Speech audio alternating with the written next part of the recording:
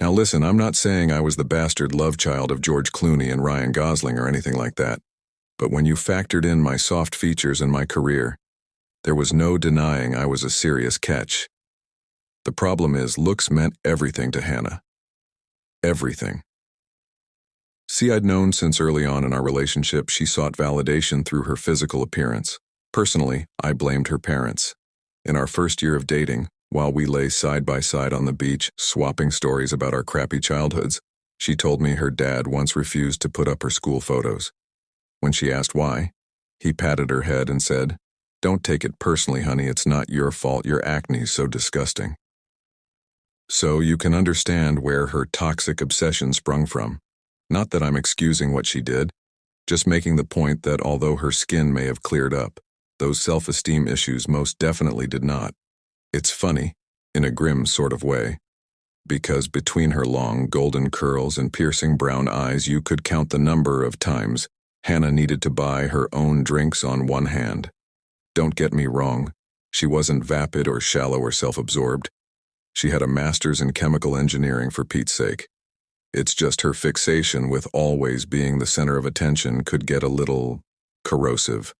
Like one time, at a gala dinner, the senior partners at my firm practically started a battle royale craning to get a closer look at my Cesare Ottolini suite and new Yachtmaster Rolex, the one with the bidirectional rotatable basil and black dial. Had Hannah stayed home that night, it probably would have gone unnoticed. I woke up the next morning only to find a fist-sized tear beneath the lapel of that dinner jacket, along with 2 buttons missing. In the months following Ottolini Gate, she insisted on attending every last cocktail party and charity ball, no matter how mundane, in the flashiest dress imaginable, her hair all done up, luscious and bouncy. With a glass of champagne in hand, she endlessly referred to herself as my trophy wife, or the winning lottery ticket that blew into my hand. Little by little, these snide remarks ate away at me. From the way she talked, you'd think she married a professional Shrek impersonator. So the next time she dropped a, "Don't you think you're punching above your weight with me, honey?" quip in front of polite company, I casually replied, "Actually, I reckon we're about even looks-wise." As I polished off my whiskey, there was a long, awkward pause, interrupted only by one startled onlooker choking on a shrimp tartlet. To Hannah's credit, her temper didn't boil over until we got home. However, rather than explode because of the humiliation, she just endlessly ranted about how I'd placed us on equal footing physically.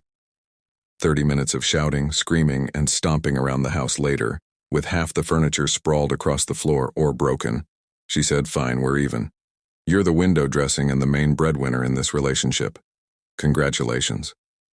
With that, the bedroom door slammed shut behind her. Did I already know this encounter was headed to a bleak place? Absolutely. It was almost dawn, though, and I could feel Hannah's raw fury from the far end of the hall. So, I spent the night in the guest room. Hopefully a little rest would help dissolve that temper. The next morning, from across the breakfast counter, the beautiful woman stared right through me. "Everything okay?" I asked, my voice all meek. She finished her coffee, tossed the empty cup into the sink, and exited the room without a single word. Over the next few days, I'd catch her watching me whenever she thought I wasn't paying attention. While in the shower, the bathroom door would shiver open just a little, and I'd quickly turn off the water and shout, "Hello?" only to be met with silence. In the middle of the night, floorboards would squeak and I'd catch a glimpse of a figure in the outside hall. But by the time I flicked on the bedside lamp and scrambled to my feet, the quiet house would be snoozing peacefully. Meanwhile, I refused to believe the obvious truth, that I was terrified of my own wife. I mean, it sounded ridiculous, and if my buddies caught me tiptoeing past the master bedroom or jumping at my own reflection, they'd have said, "You can bench 220, but you're terrified of your missus? Police." So, rather than go stay at a hotel, I marched into our room one night, bouquet of roses in hand, and announced to Hannah that I couldn't hold a candle to her. I said every time the human beam of sunlight, I was privileged enough to call my wife, and I stood next to each other. I looked so ugly by comparison. Onlookers wondered whether my parents might have been related. Hannah gave me a long, hard stare before pulling back the bedsheets. What was I meant to do, wait for a damn smoke signal? I hopped straight in, desperate to believe we'd closed the book on that ugly chapter of our marriage. When I woke up, my hands and feet were bound to the bedpost by metal cuffs. My dearly beloved sat on top of me wearing a face mask, her hips straddling my chest. In her gloved hand there was a glass container filled with clear liquid. Hannah said, "I've been mulling over what you said, and you were right before. We are equal." As she unscrewed the lid, a pungent aroma seeped out, singeing my nostril hairs. But that got me thinking, if I'm not the pretty one, what exactly do I bring to this marriage? Nothing, that's what. So I'm gonna knock you down a few pegs, to even things out. The container dangled directly above my skull, slowly tipping forward, inch by terrible inch. Along the side, there was a yellow and black illustration of a beaker spilling over a bare hand and eating away at the flesh. Oh fuck. Now a stammering mess. I choked out a feeble, "Hannah, please." The last thing I saw was her big, bright smile, the smile that made so many men melt like butter in a hot pan. Then, scalding liquid doused my eyes, and an invisible battalion of hungry ants sunk their mandibles into my skin. From there are only vague echoes of me clawing my way across the room, a scream issuing from my bubbling lips, and eye jelly oozing onto the carpet. Either I broke free from my restraints or Hannah released me. The world appeared as blobs of swirling color, and the front of my nightshirt kept growing hotter by the second. As I ripped it off over my skull, there came a flash of bright light, accompanied by laughter. It occurred to me that Hannah was probably watching this with great amusement, delighted by her husband's disfigurement. What I didn't realize at the time was that she'd also snapped photos to WhatsApp to our closest friends. In the morning, they'd wake up, open pictures of me wrestling my shirt over my head, accompanied by the caption, "My ugly man's got that beach bod," and chuckle at what they believed was my disgusting Halloween mask. Disoriented, still burning, I screamed for help through liquefying lips again and again. There came no response. My phone wasn't charging on the bedside cabinet. I fumbled around on my hands and knees, past the carpeted hall, finally uncovering a cold, tiled floor. The bathroom. Guided by muscle memory, I worked my way over into the bathtub, my hands spider-walking up the side.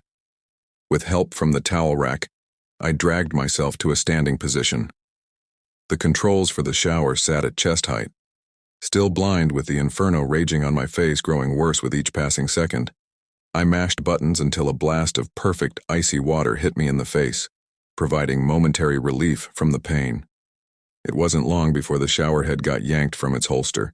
The jet pelted me in the stomach, moved across my torso, and around the side of my thighs. As it turned out, Hannah decided to record an Insta story. Water fight with the hideous hubby. Love how we're still so goofy after all these years. I toppled over the side of the tub, my ribs thudding against the floor. A short time later, I found myself in the outer hall, and as my hand groped for floor, it found only a handful of air, and I went toppling down the stairs. Disoriented, bruised, I found myself trapped in that maze of a house. This wasn't working. My only chance of summoning help was with Hannah's phone, but how to get it from her? With a series of stiff shoves, my darling wife wrestled me onto the armchair in the lounge, her delicate voice barely audible through the agony-filled haze. She eased herself into a seat across my lap, one arm draped across the back of my neck. Oh fuck. She was taking a selfie. She was actually taking a selfie. She really had lost it. The second I saw a flashing light, I sprung into action. Later, I was told in the action shot captured by the phone.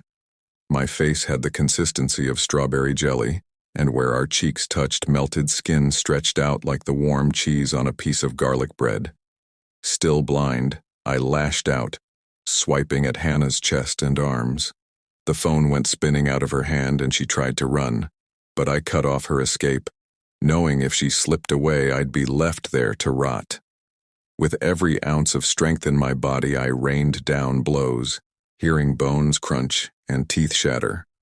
My better half out back swipping at me, tearing away chunks of flesh so large medics would later tell me huge portions of bone shone through. Hannah collapsed onto the floor, groaning. Just from running my fingers across her crumpled features, I could tell she didn't that more breathtaking than the first day of summer smile anymore. And most of the polish had been wiped off those well-defined cheekbones. From there, my survival became a game of Marco Polo with the phone, which had taken shelter beneath the sofa. In the center of the screen sat a blurry green button. I tapped it, and then a concerned voice spoke back at me. I screamed. I screamed until the police officers kicked open the front door. Then I lay in the back of an ambulance speeding toward the hospital, the sirens loud in my ears, a paramedic promising everything would be okay, that they'd save my vision. 12 weeks I spent in recovery, my face encased with bandages. The authorities took Hannah for her own quick pit stop in the emergency room before carting her off to jail, where she's currently awaiting trial. From what I hear, the other inmates have taken to calling her the Elephant Woman. If you enjoy this real story and want to listen more, please like this video and comment below. And please subscribe this channel. See you in next story.